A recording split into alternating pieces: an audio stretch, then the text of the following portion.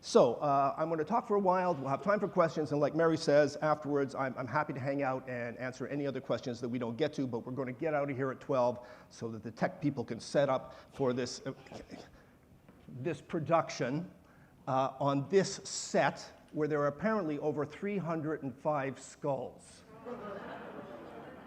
Wow. And maybe we'll talk about that a bit later. But what I'm going to do today. Last time when I talked about Midsummer Night's Dream, I had this sort of overarching theory about Shakespeare sort of stretching his legs, realizing what a virtuoso he was, and putting together this crazy play so he could experiment in a variety of levels with different types of language, etc. This play, Romeo and Juliet, is written about the same time. We don't know which one was written first, but it's very, very different. And it's almost hard to talk about Romeo and Juliet because it is so familiar. This is one of the few Shakespeare plays that I think everyone knows. It is still taught in high schools, one of the few Shakespeare plays still taught in high schools, although the last time I was in a high school talking about this play, they showed me their edition of the play, which looked like it was from the 1930s. And in the opening chorus, the play begins with a chorus explaining what's going to happen. There's a line in the opening chorus that goes, "From forth the fatal loins of these two foes, a pair of star-crossed lovers take their life." The high school edition that these students were using had a typo. It said, "From forth the fatal lions of these two." So we have a generation of young people believing this play is about great savanna cats. This is probably the most filmed play in history. There are umpteen versions going back to silent film of this play. And we're familiar, you must have seen some in the Zeffirelli film, the Baz Luhrmann film. There's an animated film featuring garden gnomes called Romeo and Juliet. Don't watch it. The story is so well known that apparently when James Cameron, the Canadian director, was pitching the movie Titanic, he went into the producers and all he said was, "Romeo and Juliet on the Titanic." They went, "Okay, we get it. We get the story." There are over 24 operas based on this play. It's hard to think of anything original to say about this play. So what I'm going to do is first I'm going to give a short summary, and then I'm going to talk about 4 things that people get wrong about this play consistently. And then we'll build up some ideas about the play from there. And by the way, the popularity of this play, it was popular in its time. We know it was popular in its time because it went through 5 single-volume editions. It kept being printed again and again, and then printed in the first folio of Shakespeare's collected plays in 1623. So plays didn't get printed again and again unless they were popular. So anyway, you all know the story, but I'll do a very brief summary for maybe those of you that have just woken up from a coma or something. I don't know.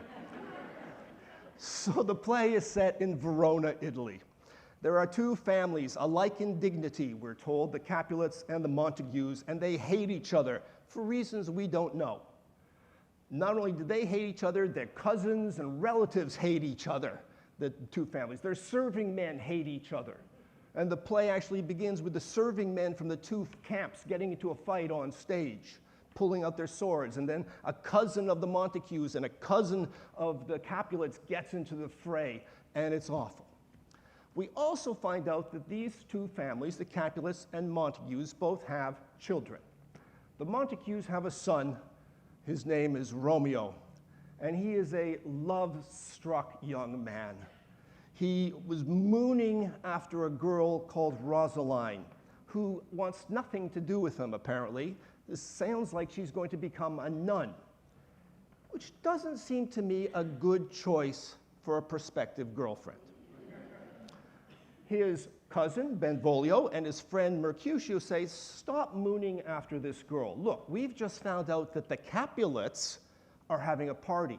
We'll go there in masks, drop in, and you can look at other ladies. There's more than one fish in the sea. Okay, let's go check it out. And Romeo reluctantly agrees. Meanwhile, the Capulets have one child, a girl, Juliet, who is 13. We'll come back to that. They want her to get married, and they've made an arrangement. There's a handsome young prince named Paris who's going to be at this party. Juliet, check him out. See if you like him. He would be a good match. So what happens, of course, is Romeo shows up at the party, Juliet's at the party, they see each other, and boom.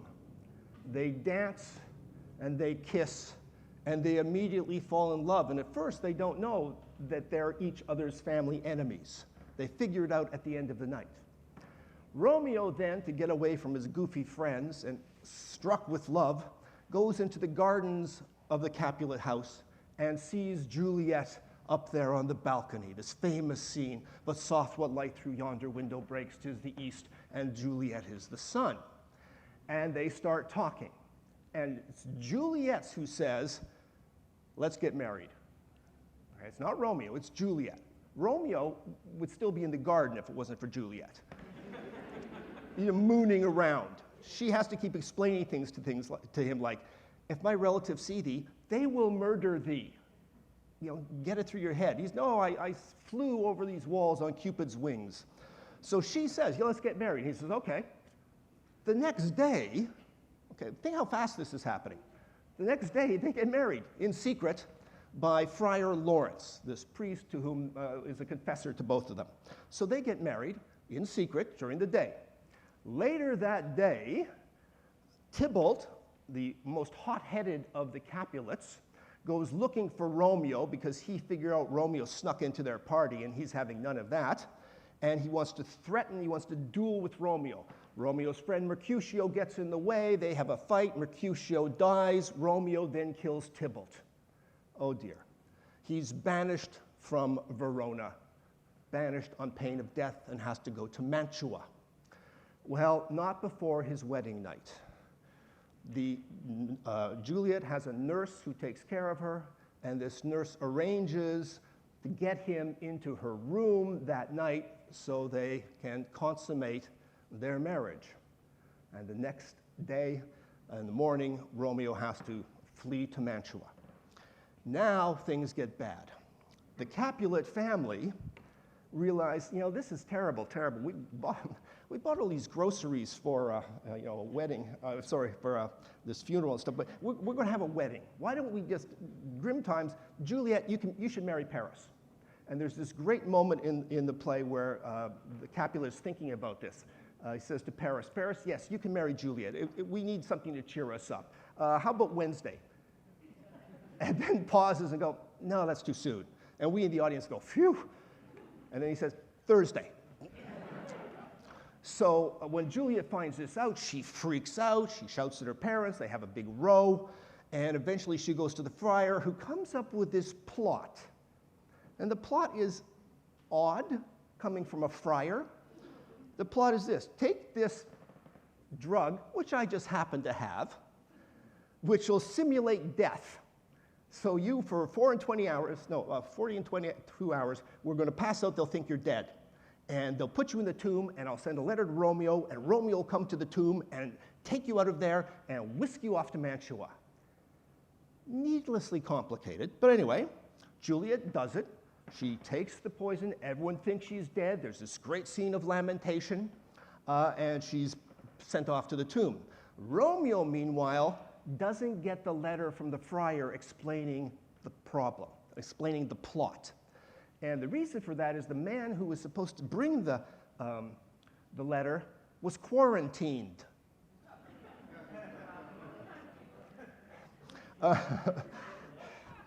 No masks in those days.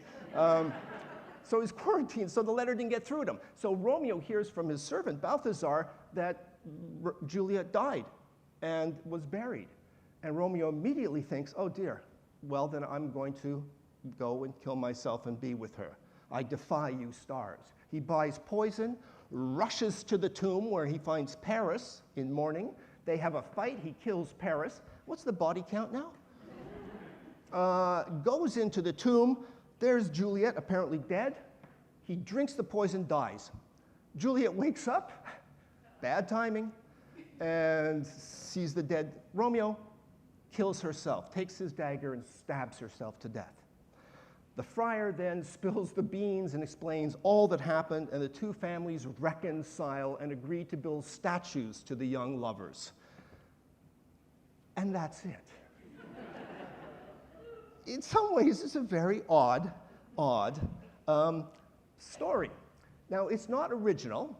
This was an Italian story that had been translated into the French and then was made into a narrative poem by a man called Brooke in 1562 called Romeo and Juliet, which Shakespeare was probably his source. And he took it and expanded it and changed it and made it more balanced, made it less melodramatic, took some of the very minor characters like Paris and Mercutio and expanded them. So that's sort of the basic story and where he got it from. Now, what do people get wrong about this play? Let's start with number one. The most famous scene in this play is the balcony scene. I mean, there are umpteen paintings done in the 19th century, especially, of the balcony scene. Movies have to have the balcony scene. There are songs written about the balcony scene. This incredible moment of love. He's in the garden, she's up there, talking to each other, astonishing. This scene is so popular that if you go to Verona, Italy, you can visit a tourist attraction that purports to be Juliet's balcony. Visiting that balcony is so popular that a tradition has sprung up around it. Young people write notes about their love lives and stick them into the crevices of the wall around Juliet's balcony, asking questions about love, etc., etc. That process of sticking letters in the wall has become so popular that there was a 2010 movie about it called A Letter to Juliet. Right? So this balcony scene has generated a cultural industry. What's wrong with this? What's the problem? There's no balcony. There's no balcony in the play. The word balcony did not exist in English when Shakespeare wrote the play. It's not there. It doesn't come into the English language until after Shakespeare's death. Tourists come from Italy and France and say, they got these weird things on the outside of their houses. These places where people can stand and you can look at them.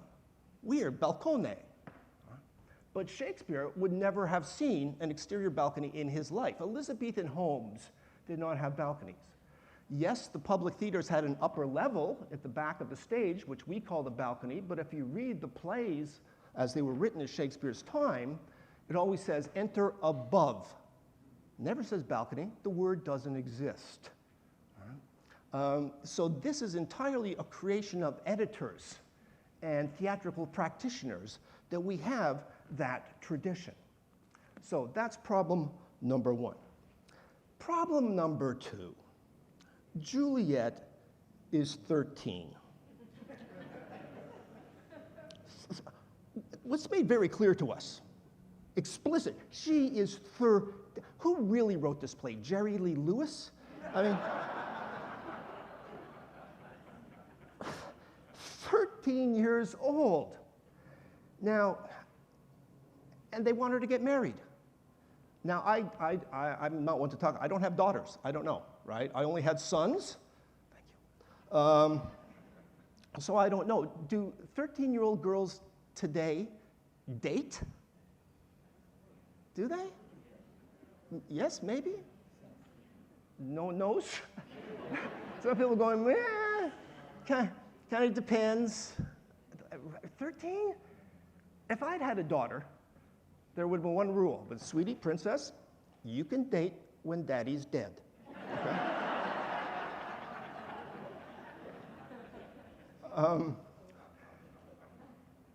When I first read this play, and read it for many years, there were always two reasons, well, two main reasons given for Juliet's age. The first one, Well, it was different in Shakespeare's time. That's when they got married. They got married when they were young. No, not true. The average age for a man to get married in 16th century London was 26. And the reason for that was financial. If you wanted to become a freeman, that is set up in a business, a trade, first you had to apprentice. Apprenticeships lasted 7 years on average, and they began usually at age 19. So when we think of apprentices, we think of like Dickensian little moppets, but these were young men. And so it was at age 26 that you could finally join the guild. You're no longer an apprentice, you're a freeman, and you can start your business. And these young men, very frustrated, are getting married as soon as they can. Women, the age was around 23, 24. So it wasn't 13. Yes, it was sometimes earlier in the countryside, but not that much earlier. And yes, you can find examples of nobility affiancing their children at age like 7, but it's just a political alignment. So it's not, 13 for Shakespeare's audience would have been weirdly young. So that's not the reason. Another reason I've been told is it has to do with sexual maturity. Oh, they matured sexually earlier back then. Also not true.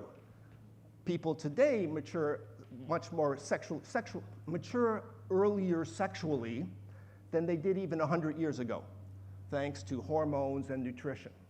So no. So what's the reason for the age? The reason I usually gave when I talked about this play was, well, she's Italian.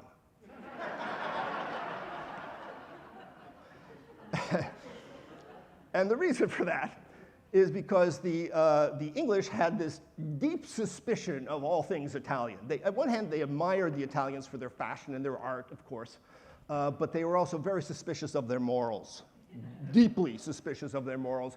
And there are many, many plays, especially written in the early 17th century, that depict all sorts of heinous sexual crimes.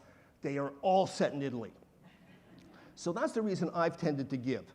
But the more I think about it, the more I think, no. I think what's really going on here is Shakespeare emphasizes this because this is his play about adolescence. This is his play about that first experience of emotion, that first experience of love, when you think you're the only person in the world who has ever felt this way. And the world is going to come to an end if you don't get what you need because you were overwhelmed with this entirely original passion. Your parents never felt that. Come on. Right?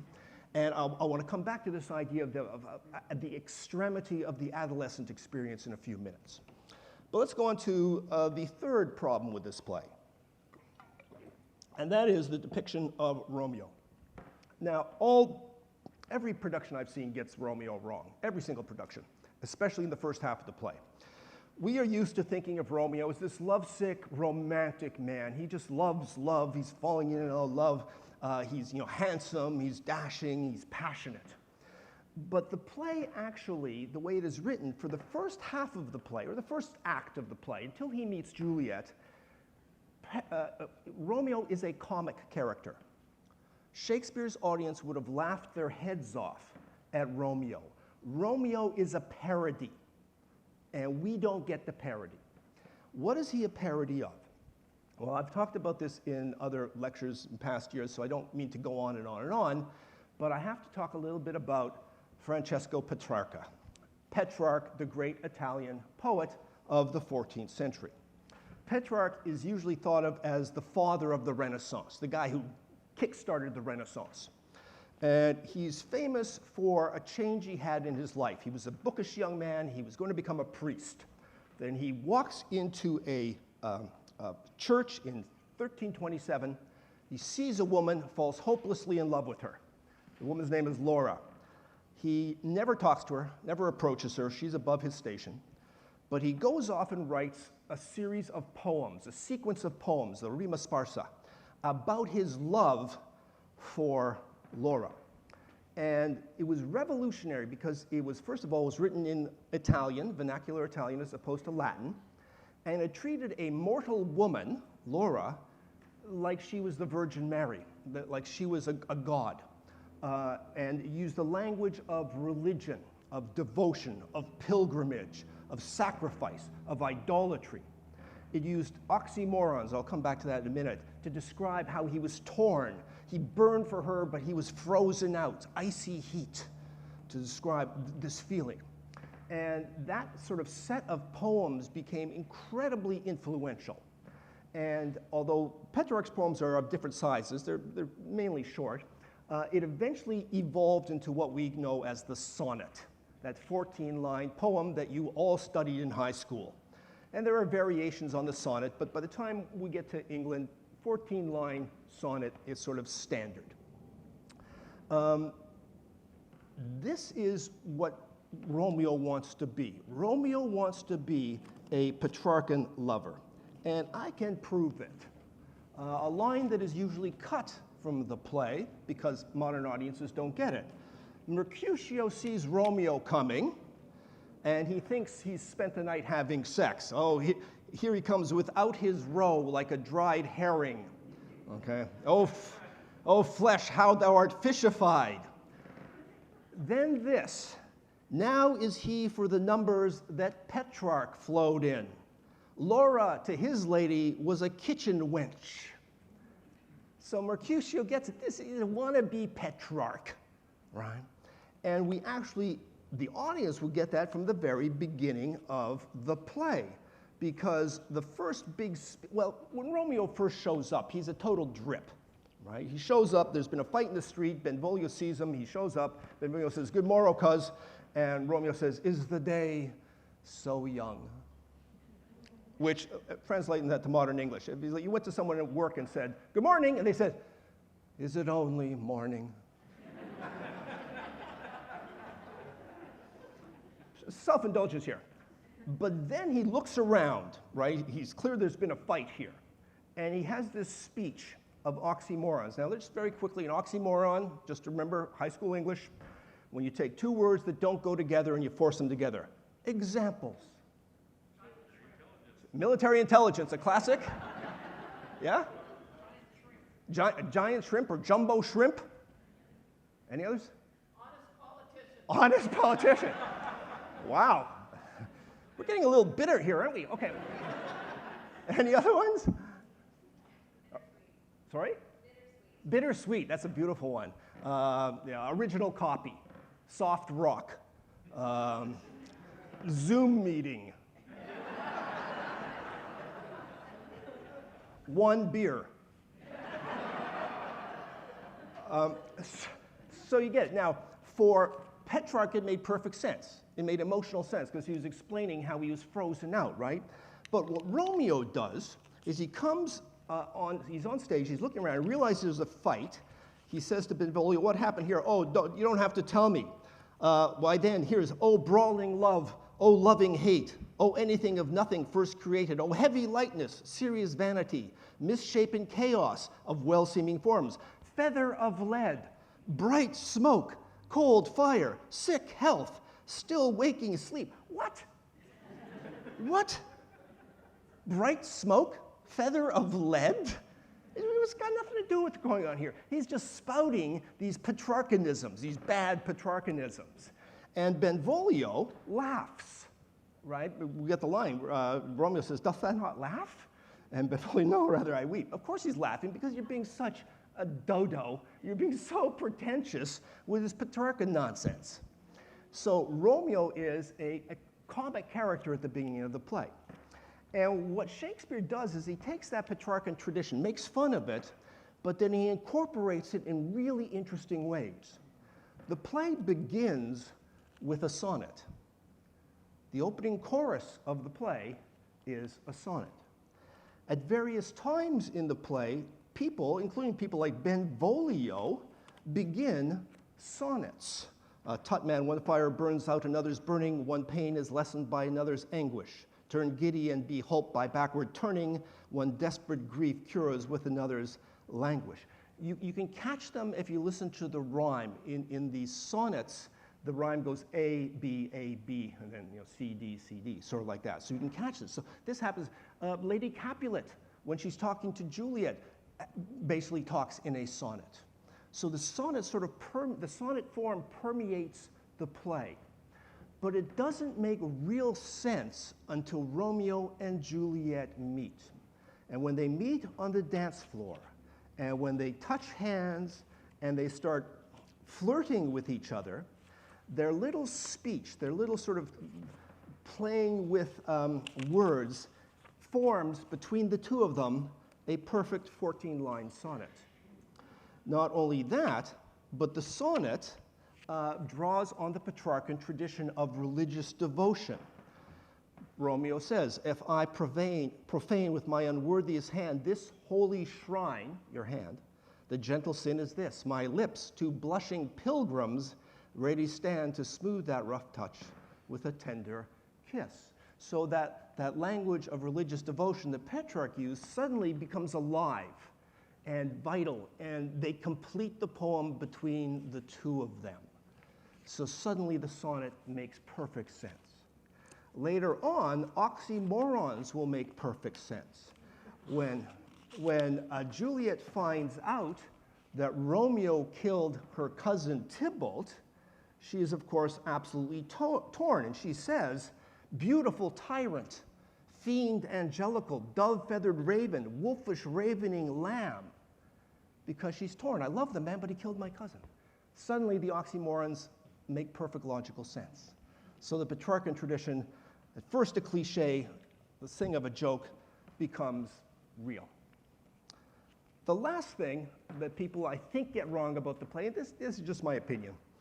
All the other ones are perfectly correct, but this one, my opinion. This play is held up as the great play of love. When I ask my students, is it possible to fall in love at first sight? They all say no. Maybe they're young and cynical, I don't know. But they all say, but it is perfectly makes sense to fall in lust at first sight. How much of this play is about love, and how much of it is about sex? How much of it is about adolescent hormones, desire? And when you watch the production, pay a special attention to some of Juliet's speeches. She has these speeches that just drip with desire. When she's waiting for Romeo on her wedding night, she says to herself, leap to these arms, untalked of and unseen. Lovers can see to do their amorous rites by their own beauties, or if love be blind, it best agrees with night. Come on, let's get it on. She's talking to the sun. She says, son, go down, right? Because I want Romeo. Right? So there's this sexual desire. And Romeo, even when he's being a bit of a goofball, there's this language of sexuality that's worked into some of the speeches, which is a little hard for us to catch. When he's talking about Rosaline, that first girl that he forgets about, he has this speech where he talks about why she won't succumb to me. She says, well, she'll not be hit with Cupid's arrow. She hath Dian's wit, and its strong proof of chastity well armed. From love's weak childish bow she lives uncharmed. She will not stay the siege of loving terms, nor abide the encounter of assailing eyes. Now, we might not recognize that as sexual, but there is a discourse of sexuality in that speech. And the way I tend to explain it to my students is this, and maybe you've heard me talk about this before, but that's okay. When I was a teenager, back in the 1920s, and I would get together with my friends, and we would talk about our entirely imaginary sexual adventures. The metaphor we used to describe our progress was baseball. You know what I'm talking about? Yes, yeah, last night I got to first base. Yeah, I got to second base. Yeah, we didn't even know what the bases were, right? Yeah. Well, I think we knew what a home run was, but they didn't have baseball in the 16th century.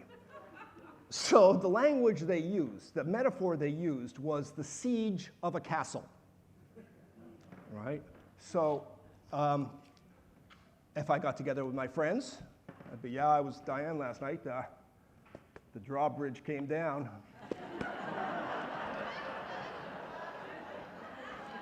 Yeah, well, I got across the moat.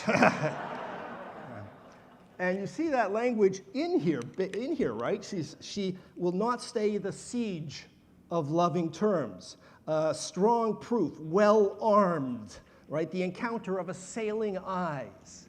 So there is this language of sexuality percolating in Romeo, even when he's at his most sort of dippy. So I think, and watch the play, think of it in terms of that sort of adolescent hormonal desire, this sort of rush of sexual expression. For the first time, my God, he kissed me.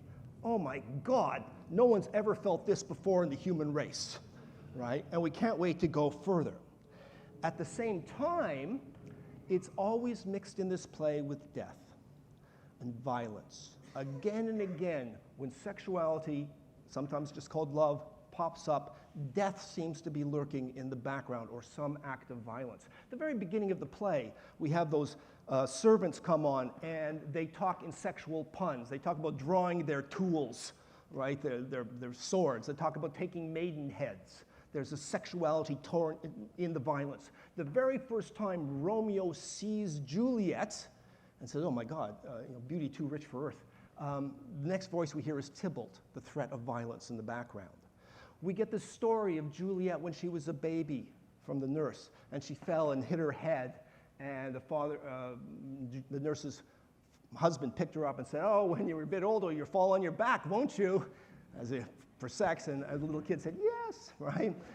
It's funny, and the nurse thinks it's the funniest thing ever, but it's violence and sex right there from the beginning. One of the things I tell my students, I'm going to stop doing this. There's a pun that shows up in the 16th century around the word die, where I die could mean basically orgasm. And this from the French, la petite mort, for the little death of orgasm. So sometimes there's that pun in there. And the reason I'm going to stop telling my students is they start finding orgasms everywhere. My horse died. Uh-oh. I dyed my shirt. What? No. So, but in this play, especially, I won't read the lines because you're going to hear them, especially in that last scene, that word die has a sexual, violent resonance. The two work together. There's also, and that's why I love this set, that sense of death permeates the consciousness of these young people. Both Romeo and Juliet, especially Juliet, have a profound morbid streak. It comes up in a variety of ways. There's the very time after they make love, they consummate their marriage, and Romeo is sneaking out of the window, not the balcony, the window. Juliet looks at him and says, oh, I have an ill-divining soul. Methinks I see thee now. Thou art so low as one dead in the bottom of a tomb. Either my eyesight fails or thou lookst pale. And Romeo says, and trust me, love, in my eye, so do you. What? It's not the most romantic thing in the world, right? When Juliet finds out that she's supposed to marry Paris, she runs to the friar and she says, no, bid me rather leap from the battlements of any tower, or walk in thievish ways, or bid me lurk where serpents are, chain me with roaring bears, hide me in a charnel house covered with dead men's bones, or bid me go into a new-made grave. How many ways to die does this young woman know? Right? She just reels them off. And just before she takes the potion that's going to make her sleep, she has this other sort of macabre fantasy about waking up in the vault. And what if I go crazy? And what if I take the bones of one of my kinsmen and bust my own head open, right? So she's fixated. There's a morbidity there. And maybe, given her family life, maybe it's not inappropriate. And when Romeo comes into the tomb and finds her there, he has this very, very odd speech where he basically says, look, how can you look so fair? You look beautiful. Shall I believe that unsubstantial death is amorous, that the lean, abhorred monster keeps thee here in the dark to be his paramour? Are you sleeping with death? Odd thing to say. So yeah, there's sort of morbidity here. And there are a couple of other places. When they find Juliet apparently dead, the Capulets have this speech talking about, no, now death is the bridegroom. Again, sort of sex and death are mixed again and again and again.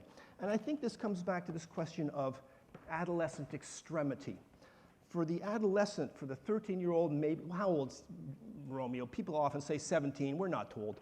That sense of first love, that sense of intensity, no one's ever felt anything like this, and if I can't have this feeling, I'm going to die, is built into the play and shows up in things like the imagery of the play. And I'm running out of time, and I do want to go to questions, but pay attention to the imagery of the play. So much of it is about black and white, light and dark, and we get the stars against a black sky. That sort of thing. The flash of lightning, that same image that appeared in Romeo and Juliet in a dark night.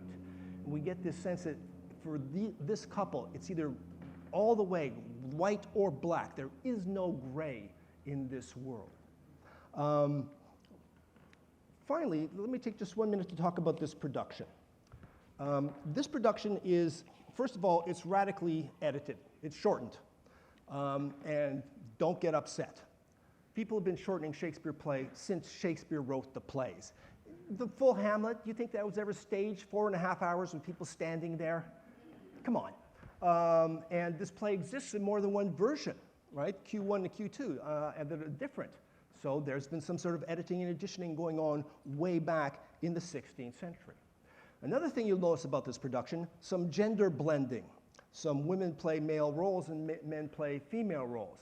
Uh-oh. I was doing a bit of research. One of the most famous Romeo and Juliet productions of the 19th century featured Romeo and Juliet played by two sisters, the Cushman sisters. And the woman who played Romeo was apparently astonishing. Queen Victoria saw her play Romeo and thought it was amazing. So there's a long tradition of doing that. And finally, if you look at the program notes, it says this production is Juliet-centered. So it starts with Juliet, ends with Juliet, and it's sort of done in a slightly fragmented way where we're getting the experience through Juliet. I think that makes good sense because Juliet is the driving force in this play. She's the one who gets them married.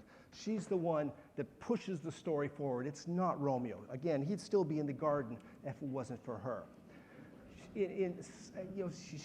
Juliet's one of, we always think of people like Viola and Rosalind and stuff like that as Shakespeare's great heroines, but Juliet, this 13-year-old girl is sort of the nascent Viola, Rosalind. She's the person who's going to take control of the situation.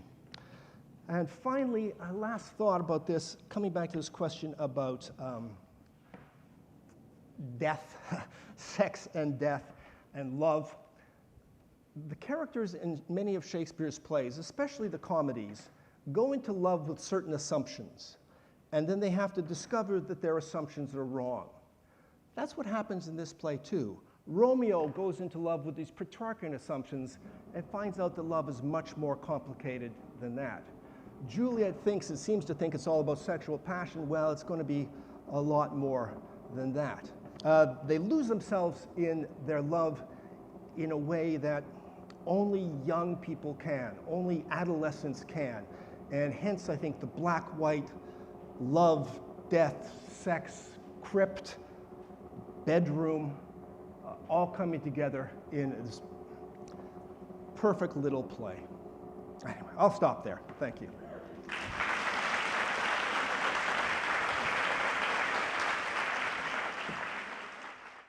question regarding your assumption about when young people married and fell in love and all that. Yeah. Would the fact that both of these children are coming from rather established households, would Romeo actually be doing an apprenticeship in anything? He seems aimless. And No. she is obviously not being channeled to do anything other than become a wife. No. So would that not lead to them falling together at a younger age than the average person? That's a really good question. Yeah, now, of course, they're from noble families, so he's not an apprentice. He's not doing any sort of work. The reason I bring up the apprenticeship is just to set the bar for Shakespeare's audience. Shakespeare's audience would have thought 13, that's crazy, right? I know someone got married at 21. I thought that was young. Or Shakespeare getting married at 18, crazy young, but he had gotten that woman pregnant. Uh-oh. So yeah, that's absolutely right. But again, it's just the assumption. I'd always been taught that the audience would think this is perfectly fine, but no, they would have thought it was weird. And even among the nobility, except when it was a sort of a political alliance, they weren't getting married at 13, right? Absolutely not. Yeah. Other questions? Yes, down the front row. And yet, on the same line, the whole of the scene, the first scene with the mother and the nurse, is about the fact that the mother was only 13 when she had Juliet, and that younger than she here in Verona's town made already mothers. So it was a whole topic in that scene. Yeah. And I'm not totally convinced that that was because it was outlandish. No, I think that's where we can point to and say, Italians. Right. Yeah. So again, the English would not have been marrying their daughters off at 13. That would not happen. So and it's the thing about Lady Capulet. I was married at 13, therefore you should be married at 13. What kind of parental imagination is that? Right? Anything I did, you have to do. Right? No wonder Juliet would rather die than stay in that house. And if I may offer an observation, when Paris says, younger than she or happy mother's maid, Capulet says, and too soon marred. Yes. Are those so early made? And then we hear that is actually the case with his wife. Yeah. Ah, there we go. See? I think that's notable. Yeah, a very good point, Mary. Thank you. You mentioned that they were sending up Petrarch, and I'm sure I'm messing up his pronunciation. Anyhow, was farce a thing in the Elizabethan theater? When the play was being originally set and people came in, would the tone, I mean, it doesn't feel like a farce to me, but then again, I never got this whole element of it being a send-up of somebody else's style. I mean, is the play sort of constructed that way? Because it seems like a serious play. That's a really good point. There were farces, there were sort of knock-around, clownish sort of plays, and they were more popular a bit before Shakespeare in the 1580s. And by the time you get to the 1590s, you get people like Marlowe and Shakespeare saying, if you're expecting clownage, forget it. We're doing something serious. But you really raise a really good point about the play. If you look at the play structurally, the play begins as a classic comedy. You have a young couple who want to get married, but they're, for reasons to opposing them, then with the help of a funny servant, the nurse, they get to hook up. That is a classic comic plot line that Shakespeare would have known from reading classical drama, right? And then the second half, after the death of Mercutio, suddenly, boom, boom, boom, it all gets reversed. And if you look at the two halves of the play, there are scenes that parallel each other that are sort of funny in the first half and then not funny in the second half, like the window scene in the first half, then the window scene in the second half, right? So the play is sort of a comedy tragedy in many ways. And the audience, when you went to a tragedy in this period, you expected to see a play about a great king or something. You didn't expect a play about love-struck teenagers. That's a comedy. So I think one of the reasons Shakespeare has the opening chorus where he gives away the whole story is because he doesn't want people laughing at the beginning too much, because this ain't going to go well, people. Hang on, all right? But yeah, really good point, sir. Yeah, sorry. One other observation to reinforce your comment regarding the ages. A friend of mine and I had this discussion nearly 30 years ago, where he was familiar with like Zeffirelli, and so you have these young adults playing these roles, and he said, this made no sense, they're doing stupid crap. And then I found out she's 13, and he said, oh, it all made sense. It's 8th grade all over again. It was...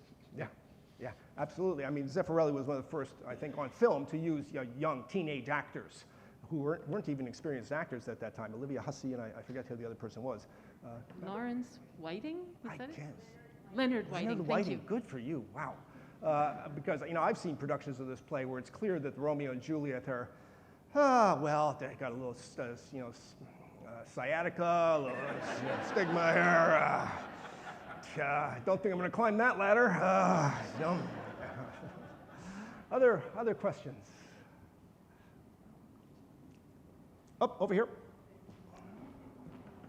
So the point is to make Mary run. Well, you mentioned about the Friar Lawrence's plot being unnecessarily complicated. Yeah. And so to me, that's always frustrating because it seems like a big plot hole. So easy for the friar just to go to Capulet and said, she can't marry Paris, she's already married. Yeah. So what would you like to do about it? Yeah. But instead he comes up, do you think Shakespeare makes this? You could end it tragically in any other way, but that seems, it's a huge plot hole. It doesn't make a lot of common sense, but he inherited that plot line. That came in the original story. He didn't invent that. The tomb trick was not his invention. Yeah. And of course, it's incredibly dramatic, and you get that wonderful scene in the tomb. I mean, it's just, and especially when you got a set like this, it's incredibly moving. It doesn't make a lot of, I mean, there's other things like this. Okay, Romeo meets Tybalt on the street, right? Tybalt wants to fight him. Romeo could say, guess what? We're related. I just married Juliet. And if you ever get a chance, there is a play by a Canadian playwright called Good Night, Desdemona, Good Morning, Juliet. Very funny play in which they rewrite them, and that's exactly what happens. Romeo says to Tybalt, hey, I married you. They go, hey, brother! Yeah. And they change the plot. So yeah, it doesn't make common sense, but then go see an action movie. How many of them make any sense whatsoever, right? But we just buy it because we want to escape into the story. We have time for one or two more questions. I just wanted to say with regard to the age, I always thought it was one of two things. They picked such a young age, or Shakespeare did, because symbolically it would be a guarantee of her purity, essentially. And the other thing I thought it was an allusion to religious ceremonies of passing into adulthood. First communion, your bar mitzvah, bat mitzvah.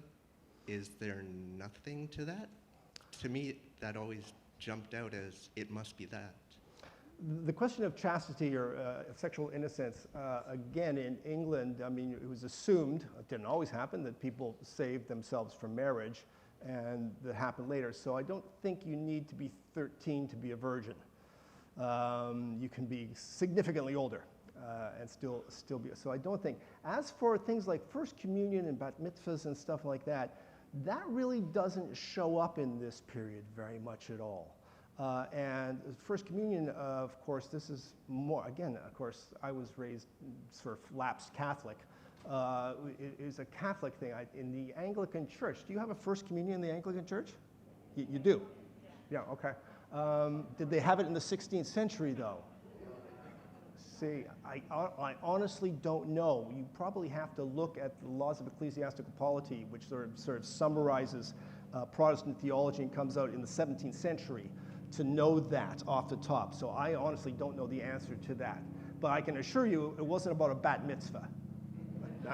Absolutely. That I guarantee. Okay. I think we have time for one more question. I noticed something in Shakespeare plays is that in their comedies, everyone marries at the end, but some of the tragedies, the married couples always like die. Yeah. Is that like?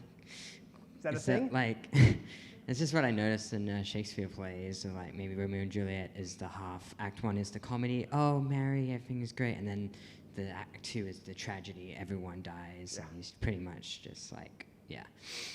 Yep, that's it. Yeah, you nailed it. In most comedies, it's all about getting to that final marriage, right? And we don't see the marriage usually depicted on, well, you can't depict the marriage on stage because it was a sacrament, so you weren't allowed to actually see it. But yes, that's the point of the vast majority of comedies is to get people married, and the vast majority of tragedies is to kill people. And you know who's going to die because their name is in the title of the play. So thanks again, and I will hang around if you want to talk for a little bit longer outside. Enjoy the play.